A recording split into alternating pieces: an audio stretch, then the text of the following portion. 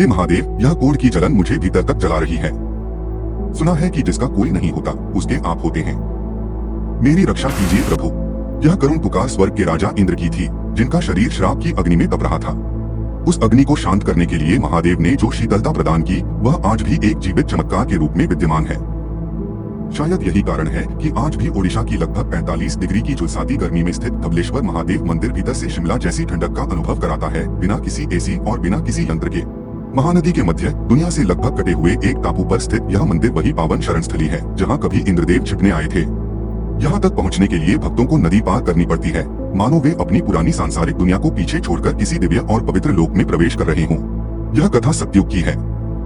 स्वर्ग के राजा इंद्र, जिनके पास वैभव और ऐश्वर्य की कोई कमी नहीं थी, अपनी ही एक भूल के कारण सब कुछ खो बैठे। इंद्रदेव ने वृत्रासुर का वध किया था, जिसके फलस्वरूप उन पर ब्रह्महत्या का अत्यंत घोर पाप आ लगा। शास्त्रों में वर्णित है कि इस पाप का भार इतना भयावह था कि इंद्र का स्वर्ण समान तेजस्वी शरीर कोयले की भांति काला पड़ गया। कोढ़ और असहनीय जलन से व्याकुल होकर इंद्रदेव तीनों लोकों में भटके, पर उस पाप की अग्नि को शांत करने वाला कोई नहीं मिला। भटकते भटकते वे महानदी के इसी शांत टापू पर पहुंचे। यहाँ की वायु में उन्हें भगवान शिव की उपस्थिति का अनुभव हुआ। इंद्र ने वहीं शिवलिंग की स्थापना की और घोर तपस्या में लीन हो गए। उनकी पीड़ा और पश्चाताप को देखकर अंततः महादेव प्रकट हुए। शिवजी ने महानदी का पवित्र जल लेकर इंद्र के जलते हुए शरीर पर छिड़क दिया। महादेव की शीतल शक्ति का स्पर्श होते ही इंद्र की असहनीय जलन शांत हो गई।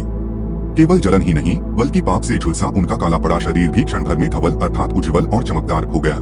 संस्कृत में धवल का अर्थ होता है सफेद। इसी कारण महादेव का नाम पड़ा धवलेश्वर, वह ईश्वर जो अंधकार को भी उजास में बदल दे।